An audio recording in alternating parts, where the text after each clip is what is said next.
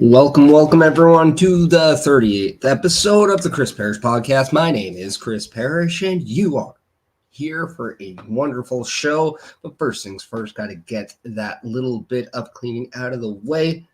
As you can see to my sides, I have Turnbuckle Studios, a great little affiliate of the Chris Perish podcast. Go check out Turnbuckle Studios on all of its platforms where you can possibly go and become part of the Turnbuckle affiliation program, just like I did. And that link is below at affiliationprogram.my.canva.site.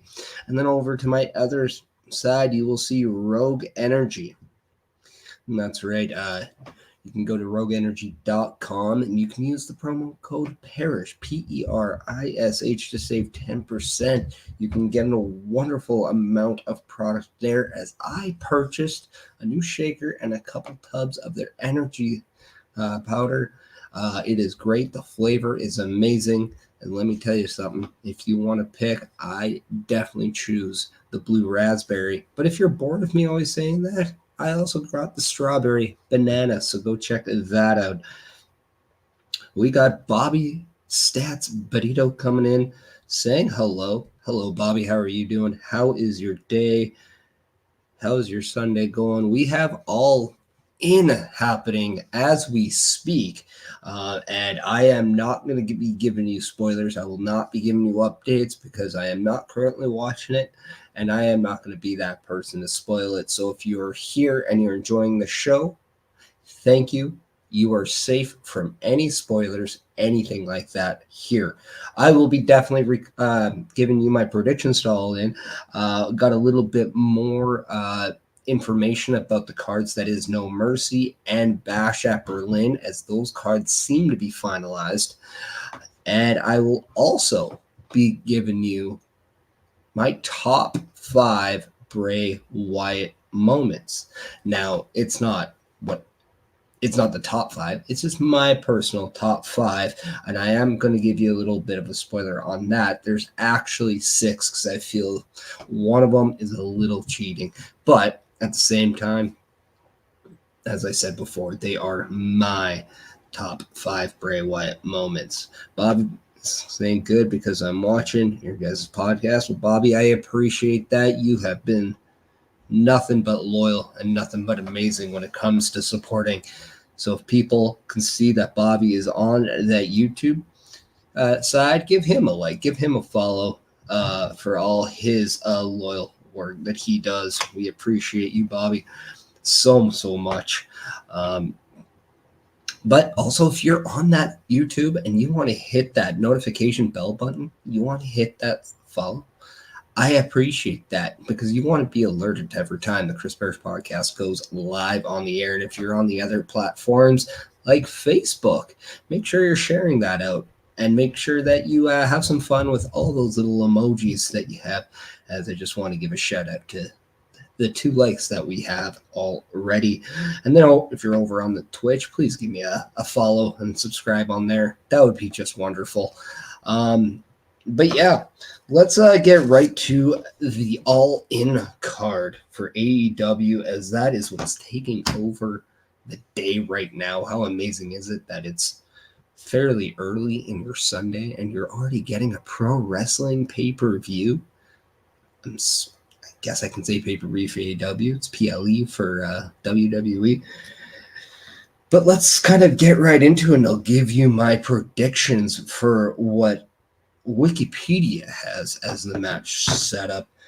Starting off the show, it is the 4-way ladder match for the AEW Trios Championships. You have the Patriarchy with Christian Cage, Nick Wayne, and Killswitch.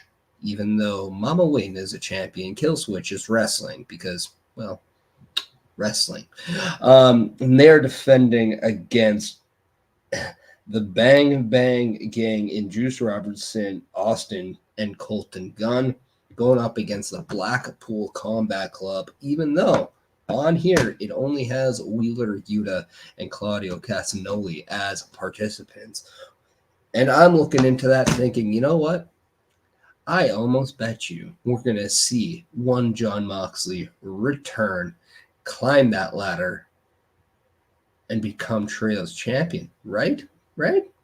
No. I'm actually going to go with the champions retaining here. I believe that Killswitch is going to go up the ladder only for Christian to tell him no, go grab the titles himself so he can hand one of those titles to Mama Wayne. I don't see anything special in this match in terms of a swerve, but I do think we're going to see carnage because, well, it's a ladder match. I think we're going to see maybe Cesaro, well, Claudio, my bad, swing the ladder into anybody who comes into play. I think we're going to get Nick Wayne just do crazy dives, and we're going to see Juice Robinson probably become the MVP of this match because, well, let's face it, I'm a Juice Robertson guy. But I also have the champions retaining. Let me know in the comments who you have because I am very curious. And let's face it, they're just predictions, right? I mean, we could be right, we could be wrong. At the end of the day, it's all relative. Next up, we have Chris Jericho defending his FTW championship against Hook. And I firmly believe Big Bill is going to turn on Chris Jericho and Hook is going to become your new FTW champion. I don't think there's anything special in this match here. I think it's just going to be what you think. It's going to be an okay match. I mean, let's face it. I'm a big Chris Jericho fan. But at the end of the day, I can say he is not the same Chris Jericho that I grew up watching in the sense of in-ring style. However, his ability to play a character is still second to none in my eyes. And I think he's still doing great work. But I think the moment is now to have Big Bill do something of meaning. And I think that is exactly what we're going to have. Bobby coming in saying, I'm predicting Christian Cage team wins the ladder match. Bobby, you and I, we're in sync. So I have Hook becoming that new FTW champion and Big Bill turning on Chris Jericho. Next we have the Casino Gauntlet. Next we have, let's just go to the Casino Gauntlet for a future AEW World Championship match. I think this is really all for Adam Hangman Page to win this.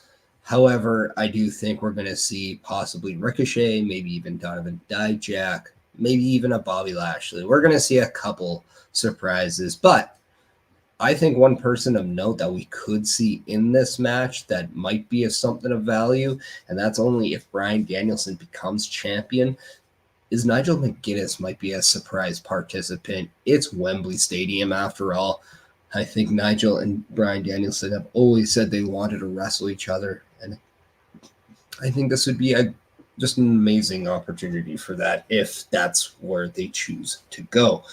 But I'm going to stay hard on my prediction of Adam Hangman Page winning the Casino Gauntlet and then challenging Swerve Strickland for that AEW World title. I think that is where they go. Also, congratulations to Swerve Strickland, who re-signed with AEW. Good for him. You're doing fantastic work in AEW, and I honestly don't think there's a reason for you to go anywhere else at this moment. Next, we got a three-way tag team match for the AEW World Championships. The Young Bucks versus FTR versus the Acclaimed. And I firmly believe that the Young Bucks are probably going to retain their titles, even though I think this is the time to move the titles to the Acclaimed. And I say that because I really do think the Acclaimed are the better act right now. Bobby coming in and saying, I'm thinking we could see UK wrestlers in the Casino Gauntlet like Kip Sabian and Michael Oku. And you know what? You're very right. I think this is a place where you're going to get those opportunities. And I don't think you are incorrect. You also say that Adam Hangman Page is your pick to win the Casino Gauntlet match. Bobby, are you doing the show or am I? I'm just curious because you are right in my head right now. But no, I mean, I think it's, I think kind of where we're going right now is very much a similar thing. And I do believe that AEW has a very direct line of where they want to go following All In. But yeah, no, going back, I think the Acclaimed walk out with the tag team titles tonight or today. Even though I wouldn't be shocked to see no change at all.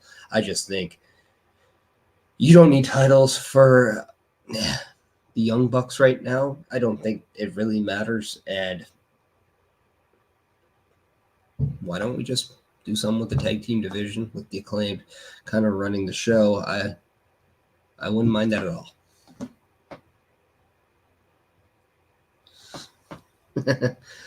Bobby, I'm just playing with you, man. And but yeah, anybody else? Like anybody have any other predictions for the tag team title match? Let me know in the comments as we move on to Jack Perry versus Darby Allin for the AEW TNT Championship. And it's in a coffin match. And I think I'm going to say this. If the Young Bucks lose the tag team titles, Jack Perry will lose the TNT title. However, Jack Perry just brought in his new version of the TNT title. I don't think that's going anywhere anytime soon, nor should it.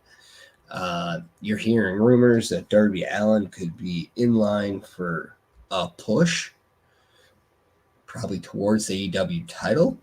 So if that's the case, he wouldn't be the TNT champion. So I'm going with Jack Perry in Wembley, where he just made a ton of noise the last time he was in Wembley, defeating Darby Allin in a coffin match. And I have a feeling he's going to get help doing so. Next up, we have MJF defending the AEW American Championship against Will Ospreay, where I do believe Will Ospreay is the clear-cut favorite to win this match, defeat MJF, and bring back the International Championship. However, I can also see them doing the British Championship just to kind of keep going with that little storyline of just whoever has it renames it to wherever country they're from. But original title was the International Championship, and I would like to see him, Will Ospreay that is, kind of bring that back. Very similar to when Kofi brought back the original WWF Championship when he defeated Daniel Bryan at WrestleMania 35. I think this match might be the match of the night. I think just for a lot of the fans, this is not going to be the match I'm looking forward to, but I think this match is going to deliver, and I think Will Ospreay is England's guy. He is the guy. He is the number one draw, and I'm sure he is exactly who everybody in England wants to watch right now. Second being probably Brian Danielson. But yeah, I think MJF, Will Ospreay, probably going to have the match of the night. Bobby coming in and saying maybe Daniel Garcia could show up to help Will Ospreay against MJF, and then MJF feud with Daniel Garcia. Yeah, I think that's very possible. I know I've also heard people like Adam Cole come back as well. I'm not too sure about that. I don't know if he did anything in the pre-show because I know his undisputed group had a match on the pre-show. But yeah, I think Daniel Garcia makes a lot more sense, and I think that all depends on if Daniel Garcia is locked into a contract past the foreseeable future with AEW. A lot of news regarding the unknown about his contract status with AEW, and that's why he was written off with that beatdown from MJF. So, yeah, it would be nice to see Daniel Garcia re-sign and then stick with that feud. And I think that'd be something. It'd be a nice little thing to see where that takes Daniel Garcia, and it would take MJF just kind of away from championships right now, which I think for the short term being is probably a good idea. Next, we have Mercedes Moné defending her TBS championship against Dr. Britt Baker. Now, Mercedes Moné does have Camille by her side, and I think that is what the definitive play is here. I think Camille is going to help Britt Baker fail at trying to get that TBS championship. And I think this is just a stopgap to probably start pushing Mercedes Moné to a bigger light. The last time we saw Mercedes Moné in Wembley, she was watching in the stands at the original Wembley show. And now she's competing in one of the main matches on this card. And I think there's probably a giant plan to do Mercedes Moné as one of the poster faces and poster talents for this women's division. So I don't know what I would do here, because I don't know if Mercedes Moné is pushing the needle that it seems like people want her to do for this division. But I do think they've made the investment. You've got to go all in, pun intended, with it. So, yeah, I got Mercedes Moné winning by Camille helping her. So, yeah, and then that way you can go Britt Baker maybe with a rematch, Britt Baker maybe against Camille, but then you also could have somebody come back to help Britt Baker, and you can maybe have something like that in the future. Maybe like a Willow Nightingale. I don't know. Just throwing a name out there. Next up, we have Timeless Toni Storm defending her AEW Women's World title against Mariah May. And I think this is what before I go there, Bobby's coming in saying Mercedes Moné retains the TBS championship. And since she's wrestling in New Japan Pro Wrestling Capital Collision against Morno Wanatambi for the New Japan Strong Women's Championship. Yeah, and then that could be something that they could have as well. Make that match a little bit more meaningful, champion versus champion. So, yeah. I mean, if you want to highlight a champion in your company, then why not have that champion defended against another company's champion? It just makes all the sense to me. Timeless Toni Storm versus Mariah May for the AEW Women's World title. I think this is a foregone conclusion that Mariah May wins the championship from Timeless Toni Storm. And I think that is the right direction. Mariah May's time is now.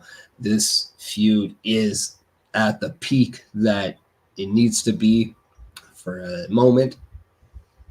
That is Mariah May uncrowning Timeless Toni Storm, who I believe is either the second or third longest AEW Women's World Champion in history. So a heck of a run by Timeless Toni Storm, who I think a lot of people can say that her run in AEW has just been nothing short of fantastic. She has completely rebranded and reinvented herself. And I think what she's doing makes me look at her as the real poster child to the women's division in AEW. And I'm very, very intrigued with not just this match. I think this match really is going to go down as the match of the night this is the match I'm personally looking forward to, because I just want to see how they finish the feud between Mariah May and Toni Storm. And I really want to see if Mariah May does win, which I think is the most logical thing, just how it goes down. Bobby Petito's coming in saying Mariah May wins, and we see, Shirakawa as an opponent for Mariah May at AEW All Out for the AEW Women's World Championship. I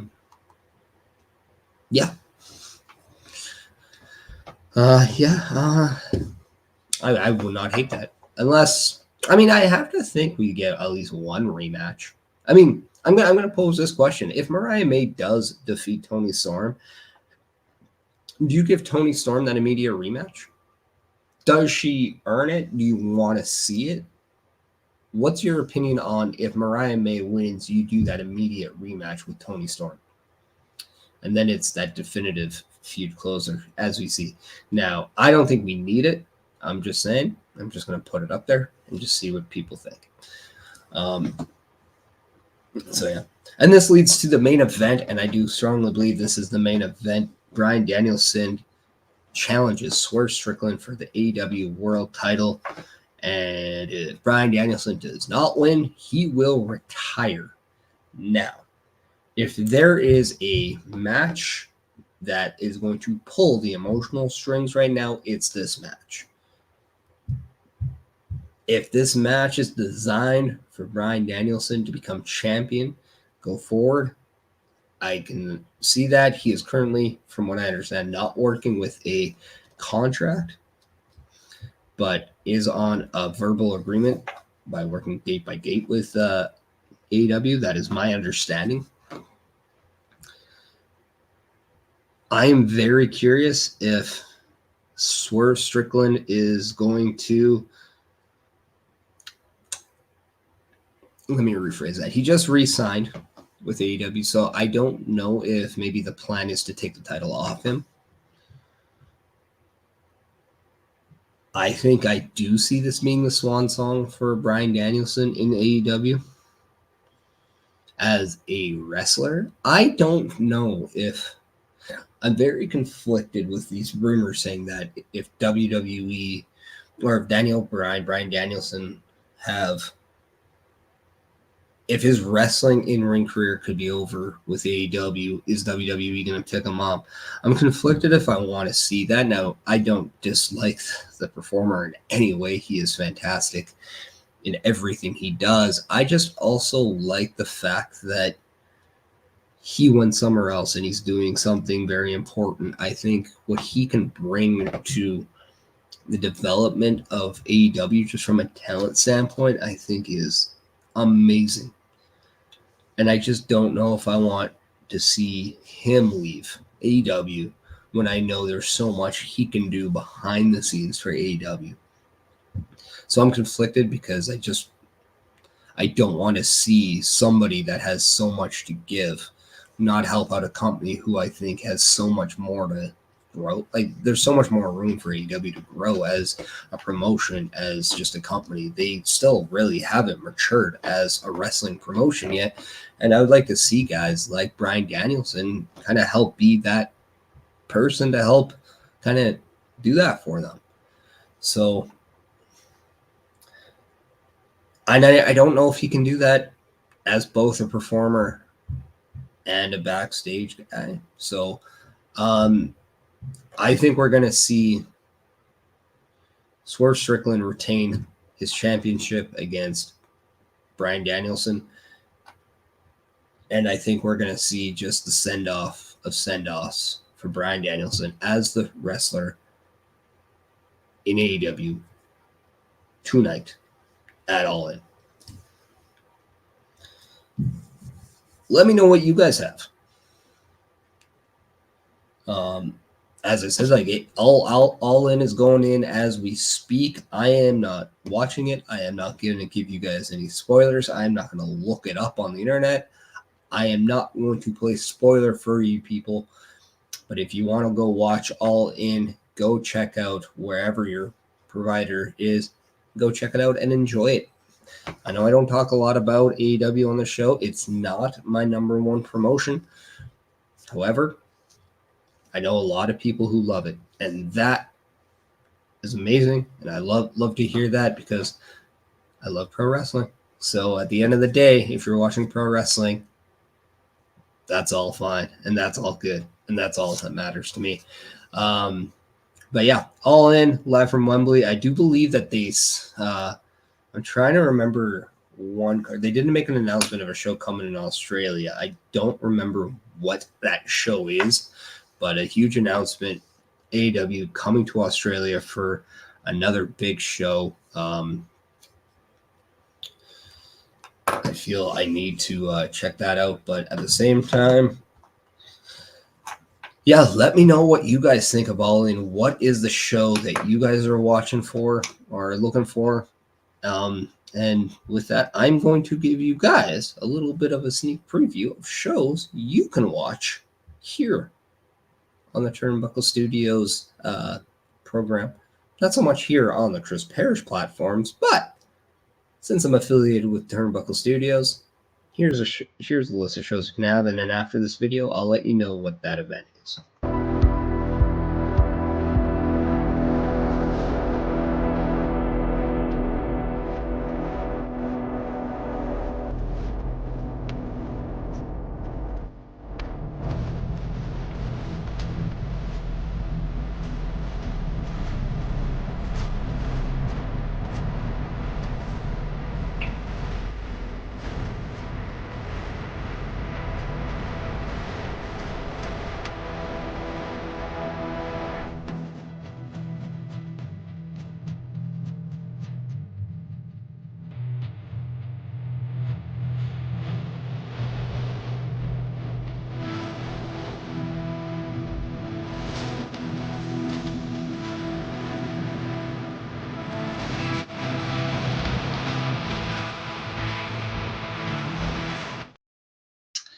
And as I was doing a little bit of work, I don't know why I needed to ask that, Bobby. I knew you were right there. AEW Grand Slam Australia got announced for February 15th, 2025. So that's right. Like, AEW is coming to the Suncorp Stadium in Brisbane, Australia. So look forward to that.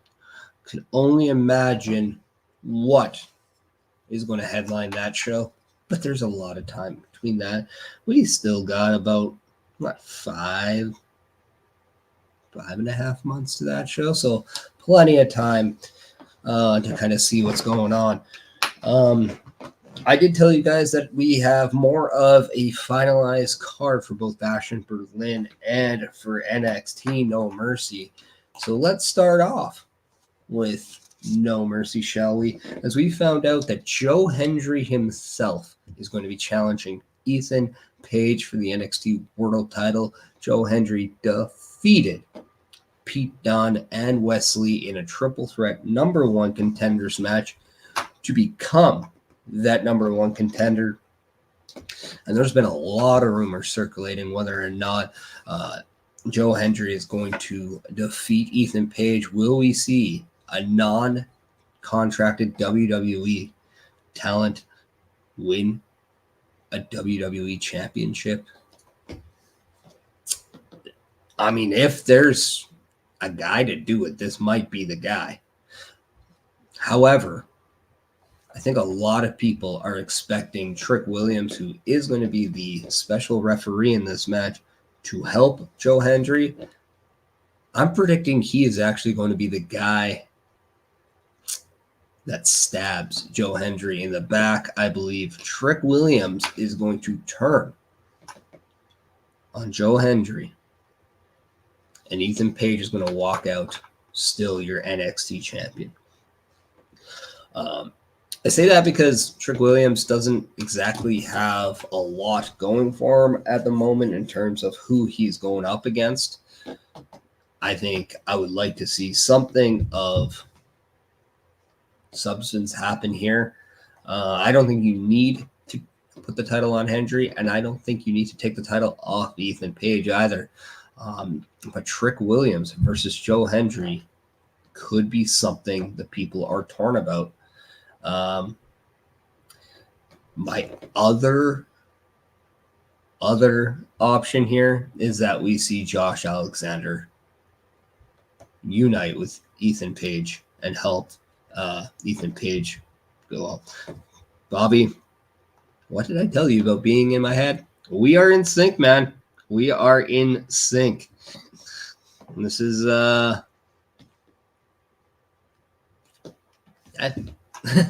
it's hilarious how much we're thinking alike right now. But yeah, those are my two options.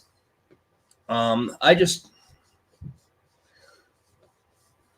of conflicted. I have to think though the special guest referee is going to play some sort of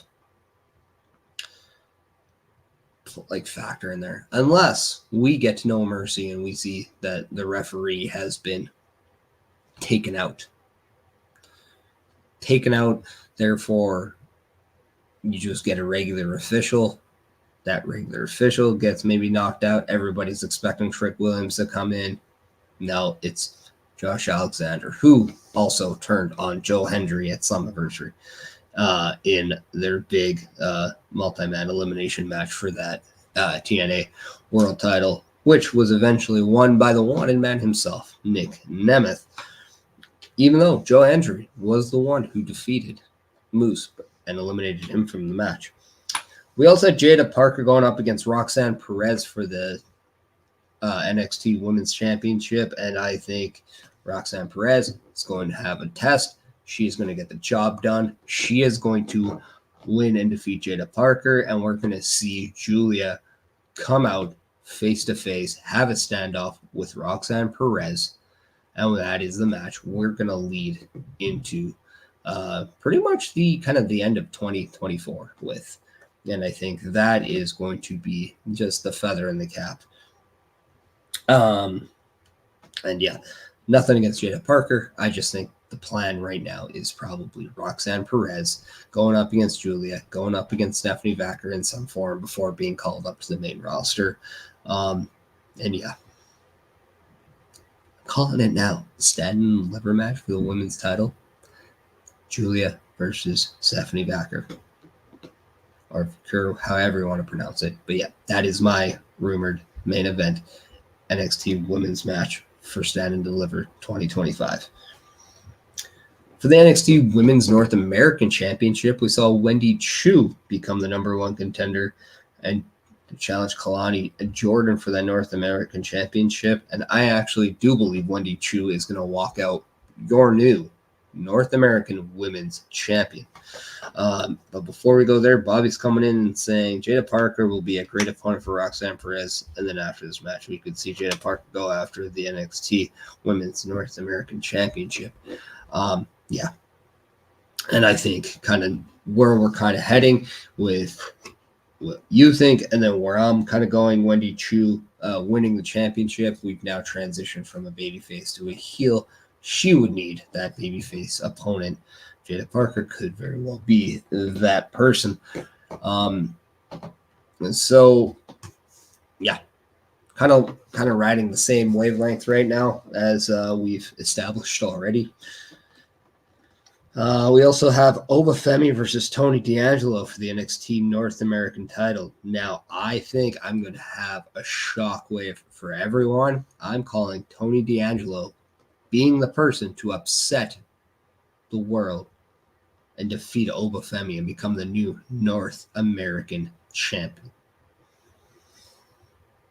Let that sink in. I know a lot of people probably disagree with that, but I'm going to go there, and I think we're going to see maybe one Mr. Dempsey get involved, and we're going to see a little brouhaha to where Tony D'Angelo picks up the win here. I know I'm going a little quick. I don't want to really talk too much about the next NXT No Mercy and Bash at Berlin. We'll be talking about it a little bit next week as next Sunday in episode 39, we already would have seen Bash at Berlin getting ready to No Mercy. But we also have Chase U defending their newly crowned tag team championships. Ridge Hall and Andre Chase representing Chase U defending against the former champions, the ones who they defeated for those titles in Nathan Frazier and Axiom. And I think this is exactly where we see kind of the explosion of the tag team of Nathan Frazier and Axiom. I don't think they're going to reclaim their championships, and I think the smart play is Nathan Frazier turning on Axiom here. And I think what I would do with Nathan Frazier moving forward, I'd have him join the No Quarter Catch crew following this. That, or maybe he joins an alliance with Wes Lee, and we kind of have something like that. But yeah, I think this is going to be a great match. I think it's going to be a lot like kind of what we saw in NXT just a few weeks ago. But I do believe we're going to see Andre Chase probably pin Axiom for the 1-2-3. Nathan Frazier then turns on Axiom after the match. Yeah. Bobby is coming in saying, I would have Nathan Frazier do a match at TNA. Okay. Who would be your opponent for Nathan Frazier on that show? I would not be against that at all. But yeah,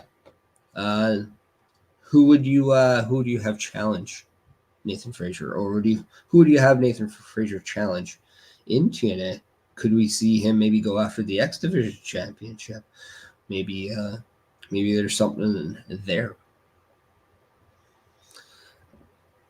Before he does get to that, we have what I believe could be the opening match of the show.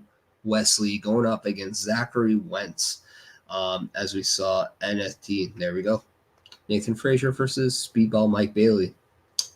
Right there. X Division champion. Hey, who says no to that match? I'll wait.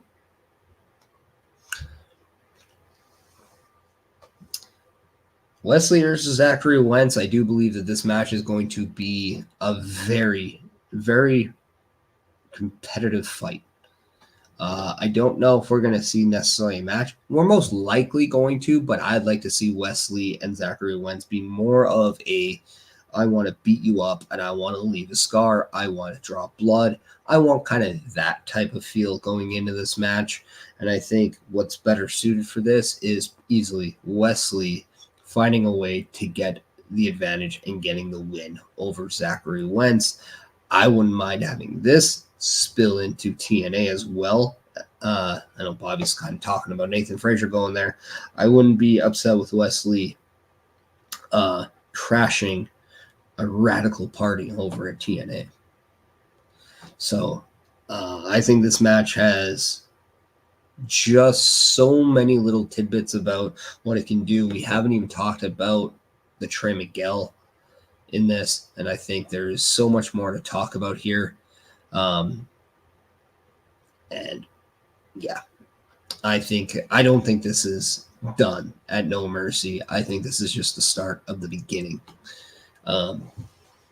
So yeah, and that's kind of my rundown and my predictions for No Mercy. I have Wesley, Chase U, Tony D'Angelo, Wendy Chu, Roxanne Perez, and Ethan Page walking out as winners. Let me know what you have as we go into more of a quick little rundown of Bash and Berlin before I get to you with my Bray Wyatt moments. What I do believe will be the opening match of Bash at Berlin, we have Rhea Ripley and Damian Priest going up against Dirty Dom Mysterio and the Women's World Champion Liv Morgan. I think this has every indication that we're going to see a lot of tomfoolery. We're going to see Finn Balor. We're going to see Carlito. We're going to see JD McDonough get involved. Now, if you want to know what I would do I would bring out a tag team that Damian Priest, aka Punishment Martinez, may have crossed paths in his time before.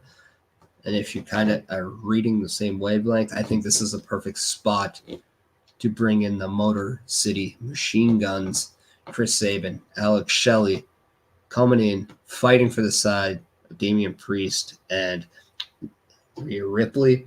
That means they could be the team that takes the tag titles off of JD and Finn Balor.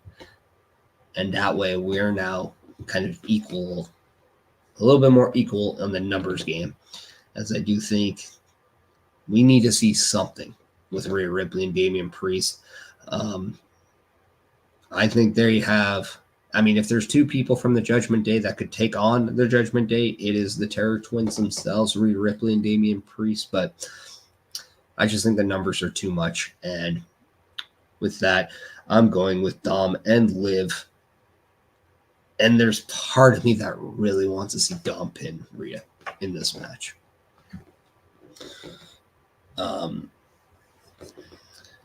Then we have what I believe is going to be a match that kind of solidifies their feud, and that is a strap match between CM Punk and Drew McIntyre. I think this match is going to be kind of exactly what it needs to be. Just two guys beating the crap out of each other. But I do see CM Punk being the straight edge superstar, strapping his way to a win over Drew McIntyre, reclaiming his bracelet, and thus kind of solidifying this feud as both men turn their attentions elsewhere following Bash at Berlin. Kind of just looking at kind of the schedule. We do have Survivor Series. We might see something there, kind of the 1 year celebration of CM Punk's return to WWE. Maybe we have the rubber match there, but I think at this point, I'm ready for them to kind of split and go in their own ways. Let me know what you guys think in the comments. But I do think this is that. I mean, I like giving matches kind of be the end all in a feud. Strap match isn't exactly the world's biggest gimmick match, but I think with two guys with their story, all they want to do is beat each other up. I think this is the perfect one to end it with. So yeah, you let me know in the comments what you think as I go into what I think is going to be the match right in the middle. And that is another tag match between the Unholy Union, Isla Dawn and Alba Fire, defending their women tag team championships against Jade Cargill and Bianca Belair, where I believe we are going to see Naomi, Blair Davenport both get involved. And I think it is very crucial that you keep the tag team titles on Unholy Union in this match. And I think we start setting the seeds of what can be a feud between Bianca Belair and Jade Cargill. I do want to see something kind of go there, at least some seeds planted. Now, I know you're kind of just starting off with that little trio with Naomi, and I do think this very well could be the meat of the War Games women's teams here. I think maybe you have Tiffany Stratton and Nia Jax on one side, aligning with the Unholy Union. And then you can have Bayley with maybe a Charlotte, returning Charlotte. 1 second.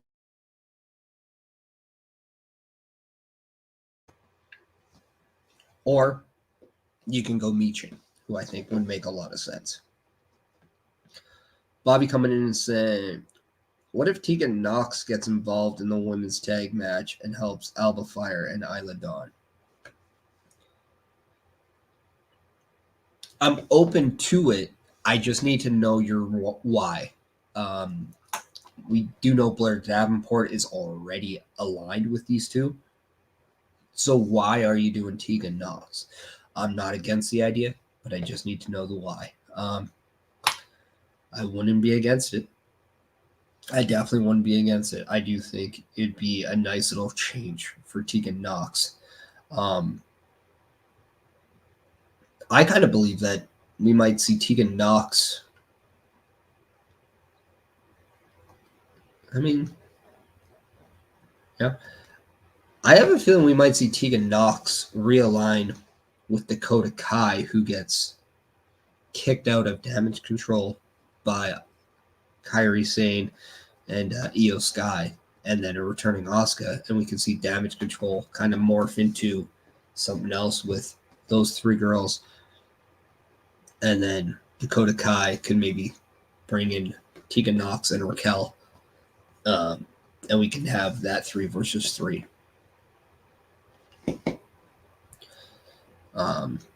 But yeah, I don't know. All I know is that we're on a page where we want to see Tegan Knox back on TV, and I think that is the most important part here. But yeah.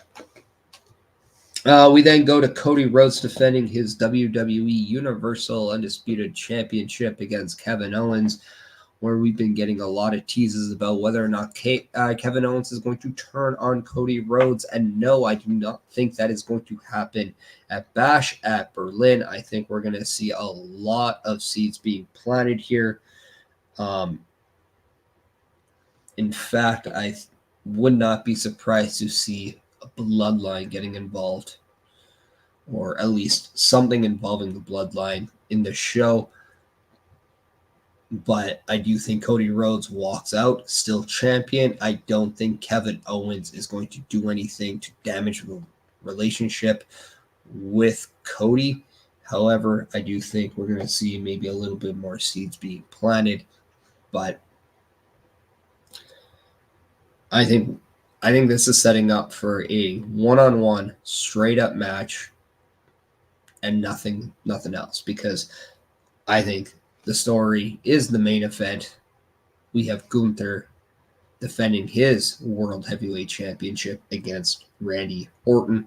Yes, I think that's the main event. I think that's going to be the main event, and I think we're going to see Gunther pick up that win, and then we're going to see that win kind of a new era in WWE in these markets. I think Gunther might actually be cheered out of this world in this building. If you want me to fantasy book this, I would tell you exactly what I would do. I would see Gunther defeat Randy Orton, only for Ludwig Kaiser to turn on Gunther. Think about it. Let it marinate. Gunther's your baby face. Ludwig Kaiser's your heel. I think it has a lot of substance behind it.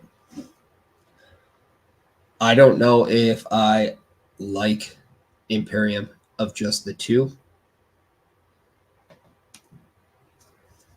but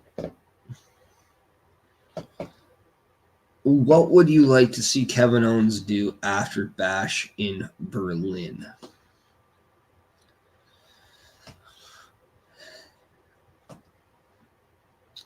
I think I want at least one attempt of Randy Orton and Kevin Owens to go after the tag titles. At least one. I want to see Randy Orton be the guy that turns on Kevin Owens. I think with all the seeding of Kevin Owens being the guy that turns, it would be refreshing not to see him be that guy. In fact, be the guy that got turned on.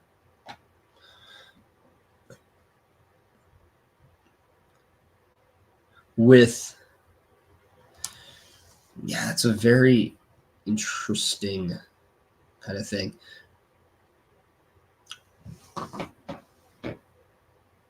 I would like to maybe see him and Logan Paul. I think that could be very interesting. I wouldn't mind seeing him and Carmelo Hayes. On the flip side, I wouldn't hate seeing him and Big Bronson Reed. But yeah, I don't know if I want to see him around a championship unless the story makes sense for it. But yeah.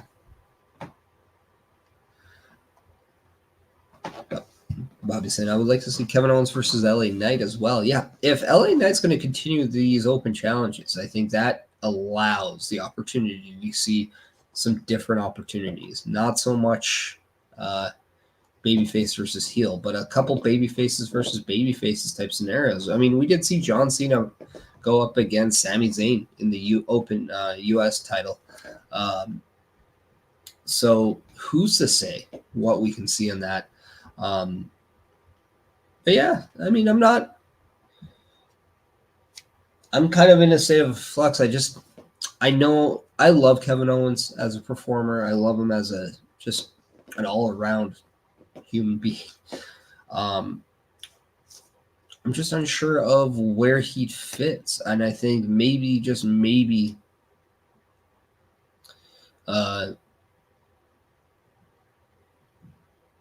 just have him being written off for like a month or two and then come back in the Rumble just so he's a little bit more fresh. I think. I don't know. Like, Bobby, I'm gonna let you answer your own question. What would you do with Kevin Owens if he doesn't become the champion and doesn't turn on Cody at Bash at Berlin?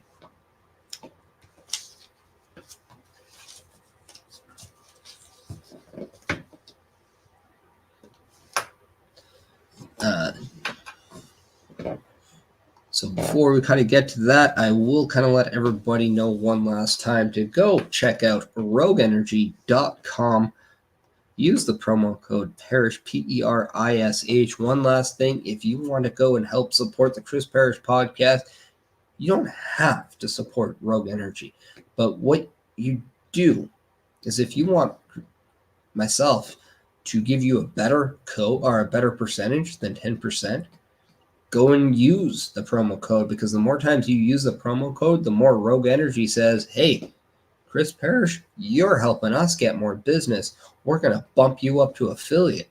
So I would love to get to Rogue affiliate so I can give you guys maybe 20, 25%, whatever their affiliate percentage is. But you got to use that promo code if you're at rogueenergy.com. So if you're at that little shopping cart area, you're finalizing that order, and there's a discount code section put in, you know what to write. PERISH. There you go. Bobby coming in saying, I would do Kevin Owens and Randy Orton as a tag. I mean, I think there's a lot of unfinished storytelling you can do with them as a tag team. I mean, I don't know. It says you.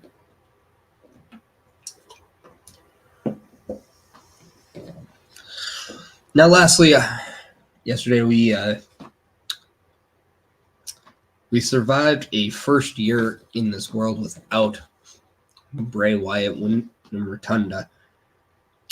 I was able to watch the documentary Becoming Immortal about Wyndham and Bray Wyatt, and I was blown away. Blown away what I saw. One of the best documentaries we can have. A lot of unseen footage, a lot of candid interviews, a lot of just information and just a viewpoint behind the scenes of just how Wyndham, Bray operate. And you got to see kind of just how many amazing thoughts and moments he had.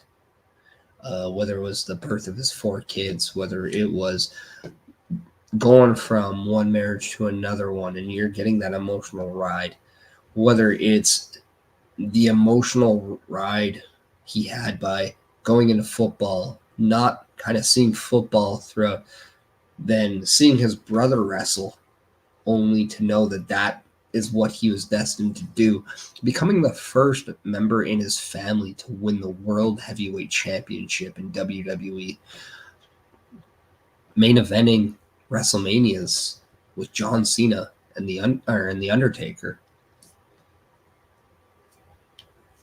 I mean, sharing moments at WrestleMania with The Rock, some of the biggest names in this business. And then you kind of look back and you see everything he's done go up to this current day where now we're seeing his brother Taylor, Bo Dallas, who portrays Uncle Howdy in the Wyatt Six, carrying out the legacy of Bray Wyatt himself.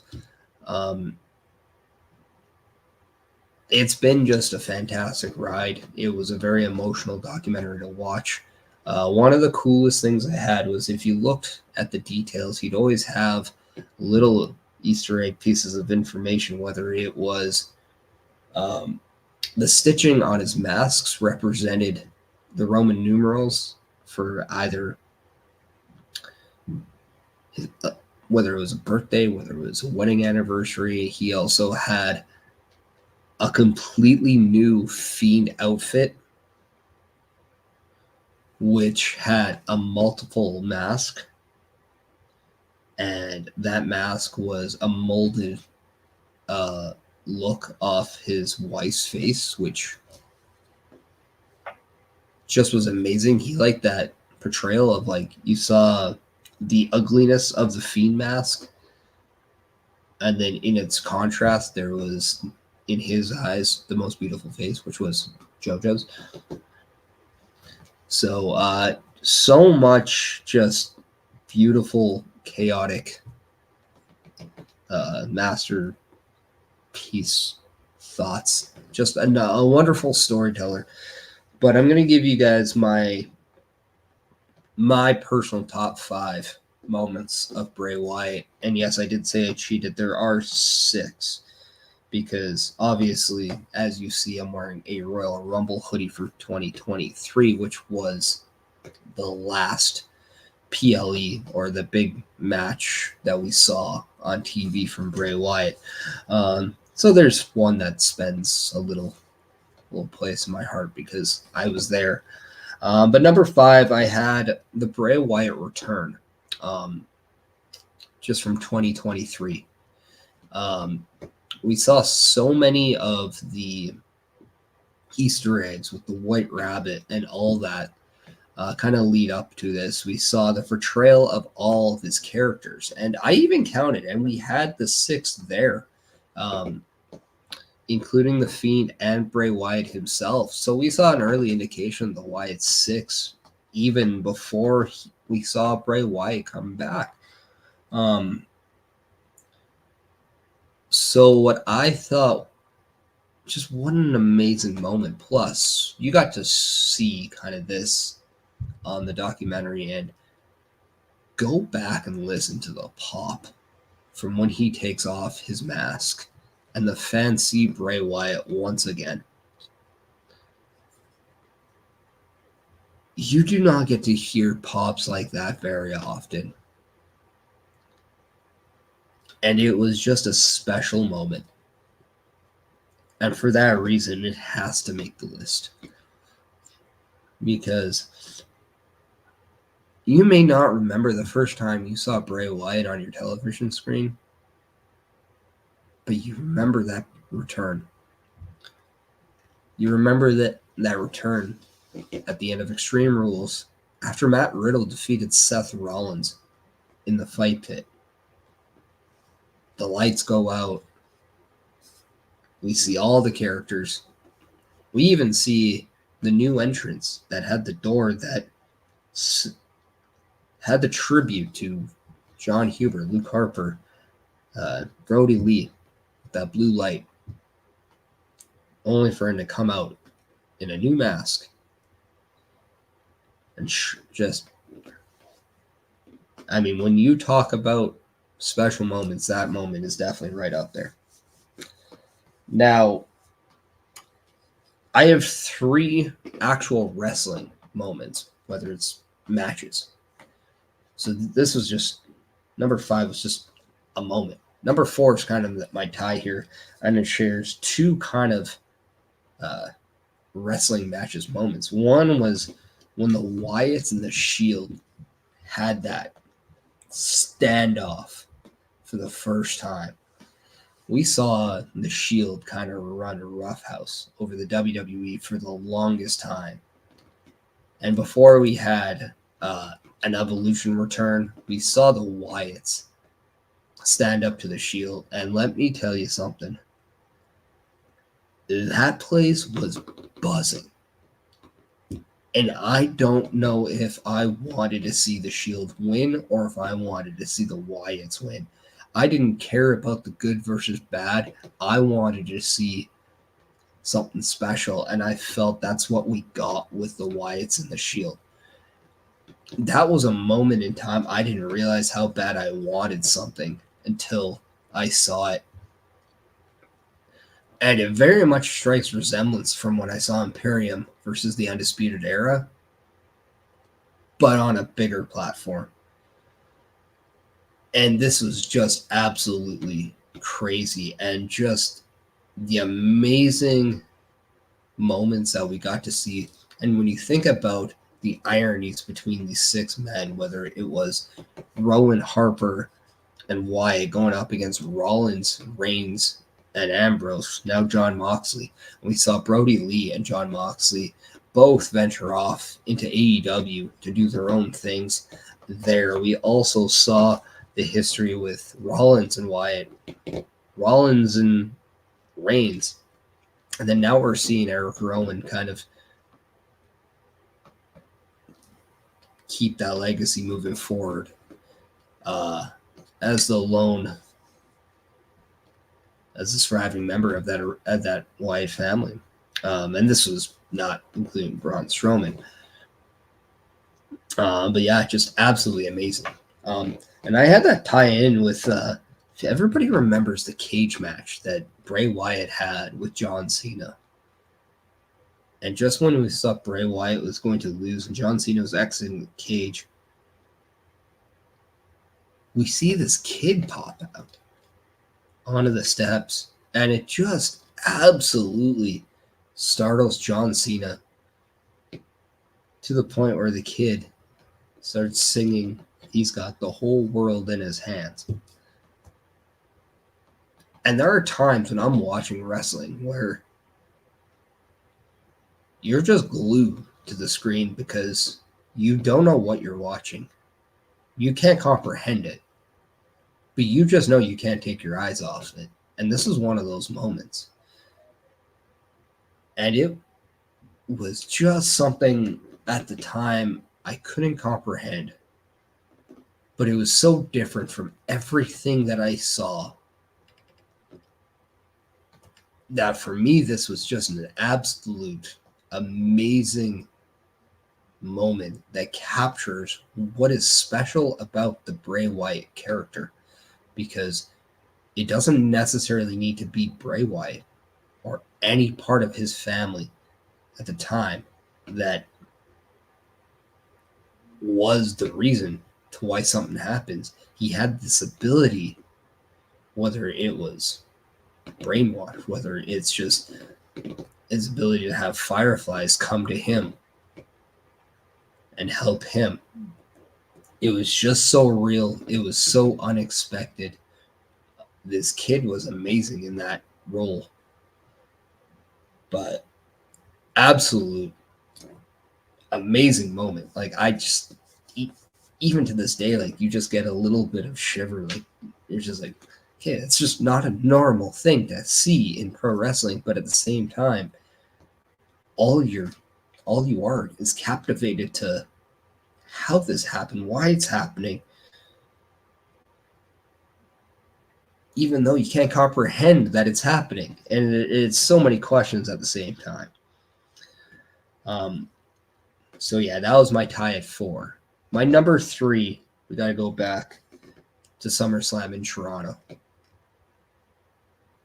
We know that Bray Wyatt was kind of away from this, WWE for a time, but we saw the Firefly Funhouse come out.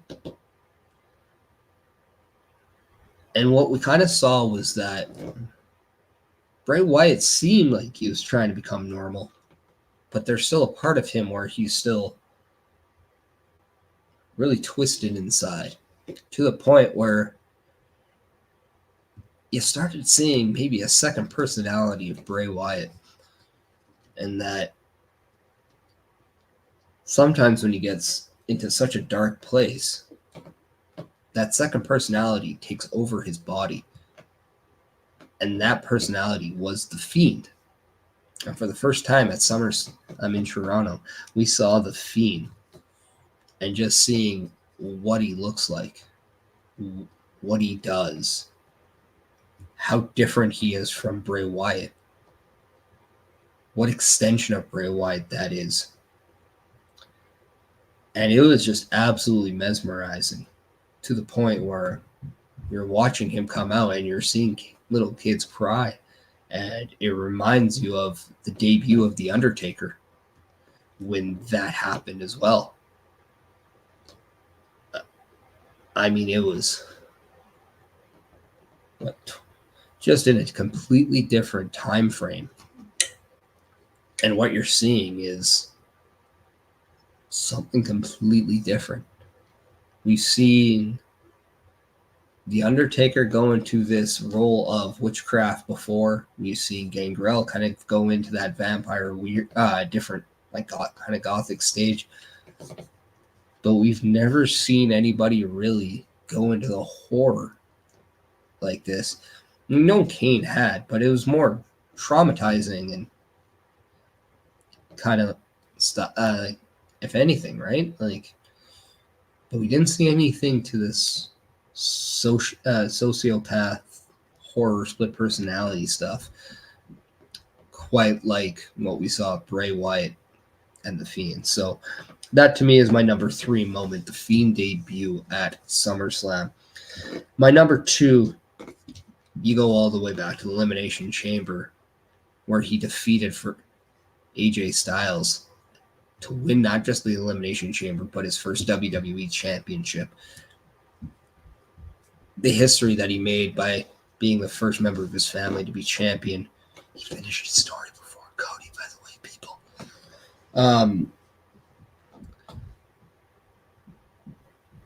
But it was just a moment in time that you saw these seeds being planted, whether it was, like I said, the Wyatts against the Shields, whether it's Bray Wyatt in the Rumble standing up to Triple H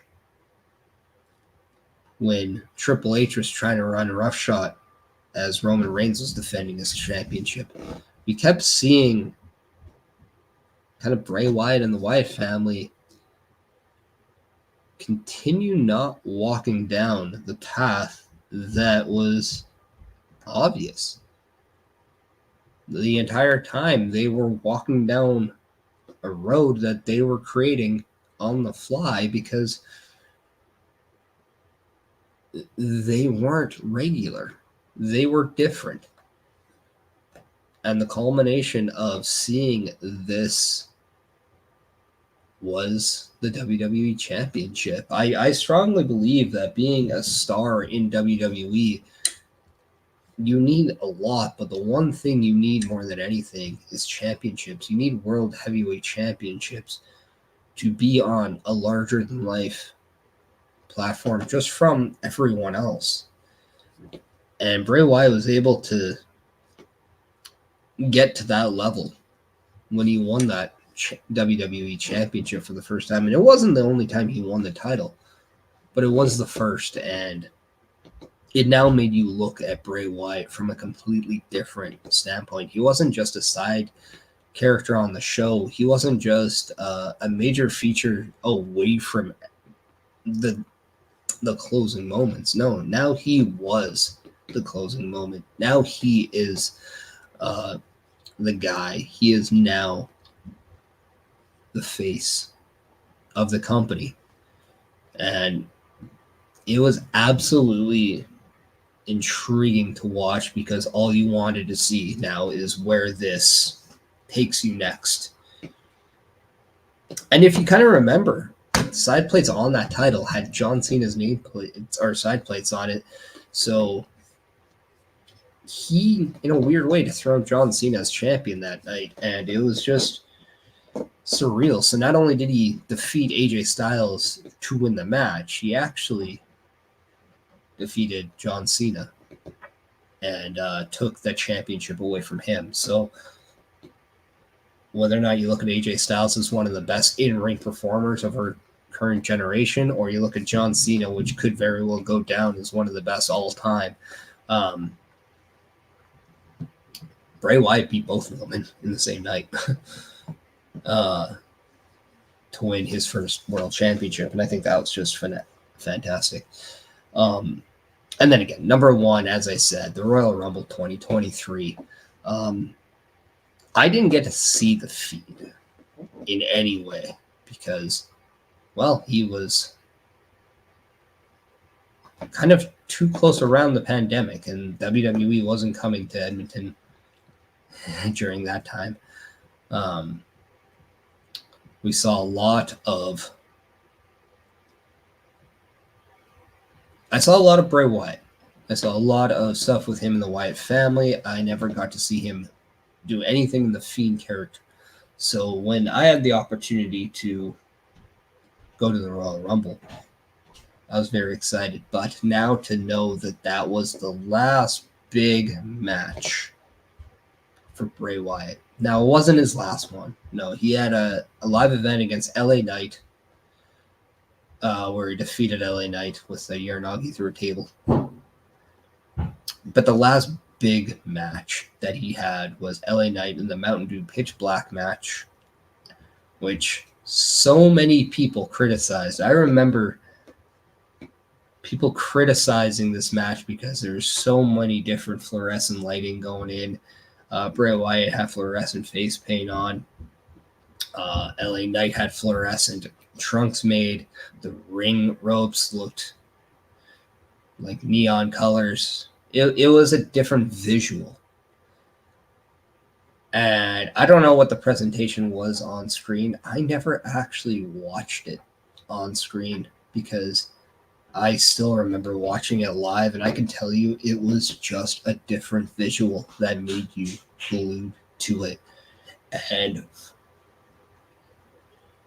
what I loved is at the end, we saw Uncle Howdy drop an elbow onto LA Knight, and I got to see Bray and his brother perform together, come together, defeat who we now know as the megastar, the United States champion, and to see kind of the rise with LA Knight following that, but also now knowing what that was. And that was one of the last moments that it was like the last moment, I think, that his brother and him had at the Alamo Dome in front of thousands and thousands of people. And I got to hear Shatter, and that was cool. So yeah, that's my number one moment. Obviously, it's my lasting impression. It's my last moment that I'd have. But those are my top 5 moments. So yeah, let me know. I'll put it in the Spotify what your favorite Bray Wyatt moment was, so you can let me know what you enjoyed. So yeah, let me know in the comments if you have any other Bray Wyatt moments or memories that you want to take place. What was your favorite Bray Wyatt match? What was your favorite Sister Abigail? I'm gonna just give a shout out to the one on Rey Mysterio. But yeah, no, we talked a little bit about AEW All In. We talked a little about No Mercy. We talked a little bit about Bash of Berlin, and then we talked Bray Wyatt. So I think that does it for episode 38.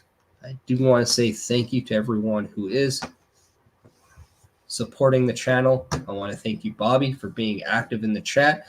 And if you guys want to be more active in the chat, and if you want to ask questions, no question is off limits, but there are questions that are just offside. So make sure that when you do comment that you are being respectful, you are being proper with that. And then Bray Wyatt become tag team champions with Matt Hardy. That was cool. That was cool.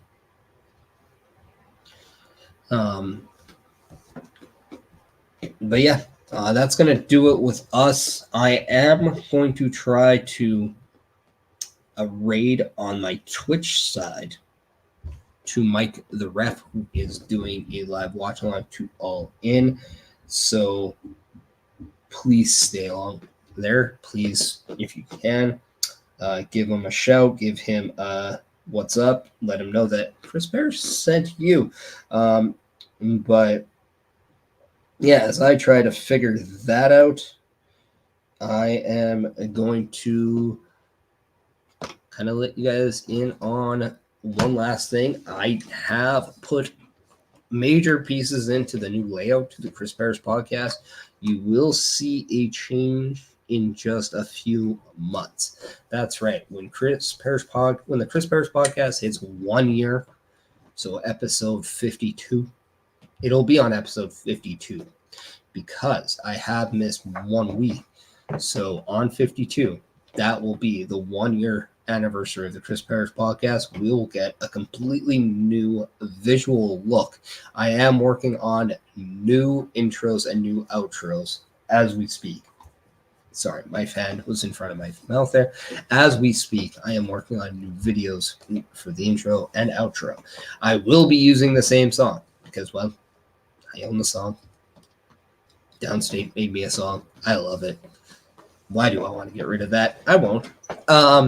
So yeah, let me know what you guys think as we gear towards that change. Is there anything you like to see me change? Is there anything you'd like to see me add? Do you want me to do anything different here on the Chris Perish podcast?